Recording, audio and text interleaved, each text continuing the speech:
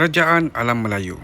Konsep Alam Melayu meliputi gugusan kepulauan dan tanah besar yang terletak di bahagian tenggara benua Asia.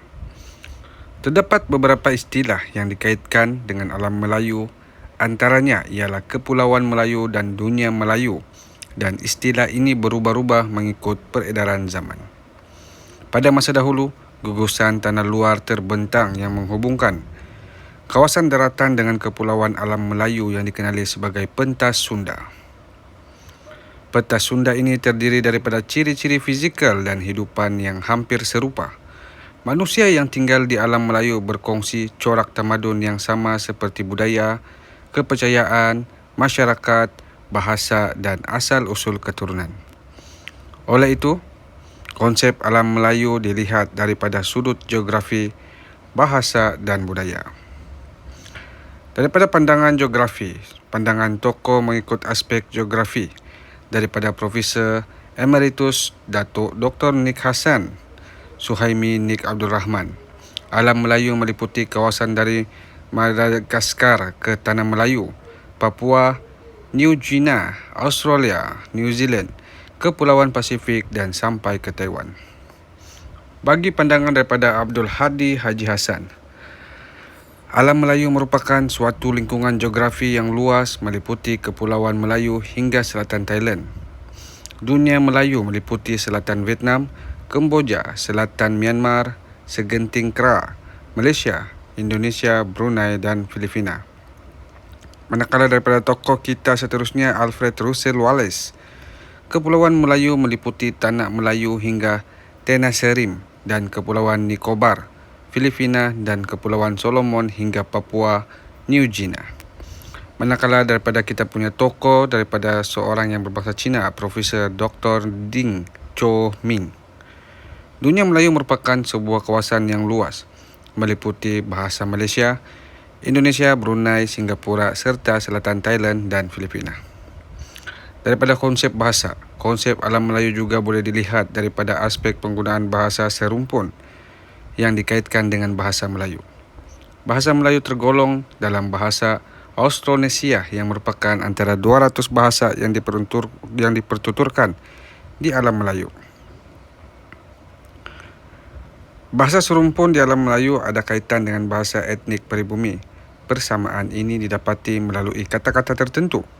Terdapat pertalian kekeluargaan antara bahasa-bahasa serumpun dengan bahasa Melayu.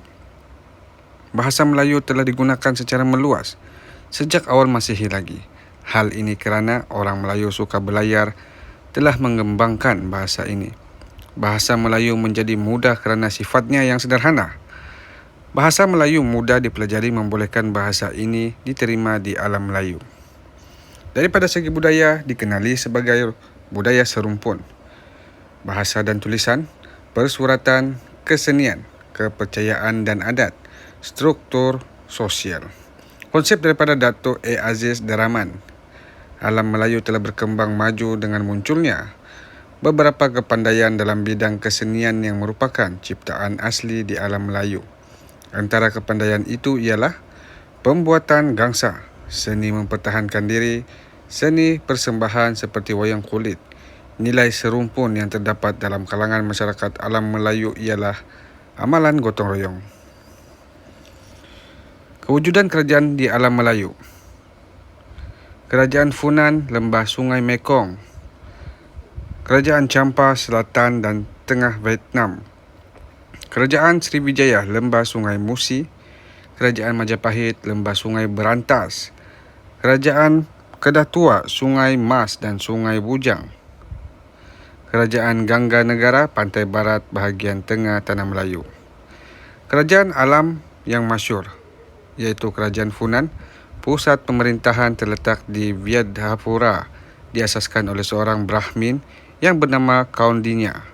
Beliau berkahwin dengan Soma, iaitu pemerintah wanita di Lembah Sungai Mekong dan membentuk Kerajaan Funan. Terkenal semasa pemerintahan Fan Xi Man, beliau berjaya meluaskan empayar Funan dari Lembah Sungai Mekong hingga Teluk Cam Ran di sebelah timur dan menguasai selatan Myanmar serta segenting Kra. Kejayaan ini telah membolehkan Funan menguasai jalan perdagangan antara timur dengan barat. Ini menjadikan Funan sebagai pusat perdagangan utama di alam Melayu pada abad ketiga.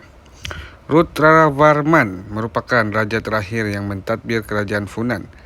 Kerajaan Funan merosot dengan serangan kerajaan Chenla yang terletak di utara Funan. Kerajaan Champa diasaskan oleh Chu Lien pada tahun 1192 Masihi.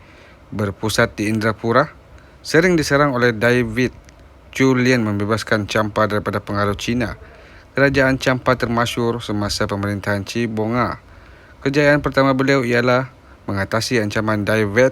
Kejayaan kedua beliau adalah meluaskan Empayar Champa ke wilayah David hingga ke lembah Sungai Merah.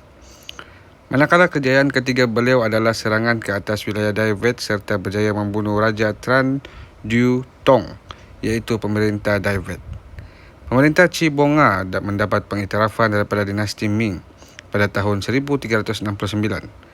Kerajaan Champa mengalami kemerosotan pada tahun 1441 apabila pemerintah Indravarman meninggal dunia. Kematian pemerintah Champa memberikan peluang kepada David untuk melancarkan beberapa serangan atas Champa. Pada tahun 1471, David berjaya menawan Champa semula. Manakala kerajaan Sriwijaya diasaskan oleh Dapunta Hyang Sri Jayasansa pada tahun 683 Masihi. Berpusat di Palembang, beliau telah mengukuhkan kerajaan Sriwijaya dengan menakluk kawasan sekitarnya seperti Bangka dan Taruma. Sriwijaya mencapai ke zaman kemasyhurannya semasa pemerintahan Sang Ramadan Jaya pada abad ke-8. Sriwijaya berjaya menakluk Sumatera, selatan Myanmar, Tanah Melayu dan segenting Kerak. Kesannya telah membolehkan Sriwijaya menguasai jalan laut antarabangsa, iaitu Selat Melaka dan Selat Sunda, seterusnya menjadi kuasa perdagangan utama. Sriwijaya turut menjadi pusat pengajian agama Buddha. Sriwijaya mula lemah apabila tentera Chola dari selatan India telah menyerang Sriwijaya pada tahun 1025. Manakala kerajaan Majapahit diasaskan oleh Raden Wijaya pada tahun 1294 dengan bantuan tentera Mongol dalam perebutan kuasa di Jawa. Berpusat di kota Trowulan, termasyhur apabila pemerintah bernama Tribuana Tunggadewi melantik Pati Gajah Mada sebagai Perdana Menteri Majapahit. Beliau berjaya mengembalikan keamanan dan keselamatan kerajaan Majapahit. Pati Gajah Mada juga berjaya meluaskan tanah jajahannya ke timur Pulau Jawa, pesisir pantai timur Sumatera, pesisir selatan dan timur Sulawesi dan Kepulauan Maluku. Kesannya Majapahit berjaya menjadi pusat perdagangan pada abad ke-14. Kematian Pati Gajah Mada serta serangan kerajaan Denmark pada tahun 1478 menyebabkan kerajaan Majapahit menjadi lemah.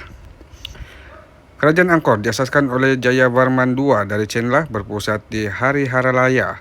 Jayavarman II telah menyatukan wilayah di lembah Sungai Mekong. Semasa pemerintahan Suryavarman II, beliau telah meluaskan Empayar Angkor dari sekitar lembah Sungai Mekong hingga selatan Myanmar. Suryavarman II juga berjaya menghalang ancaman daripada Champa dan David. Beliau juga berjaya mewujudkan jalinan perdagangan antara pedagang tempatan dan pedagang luar.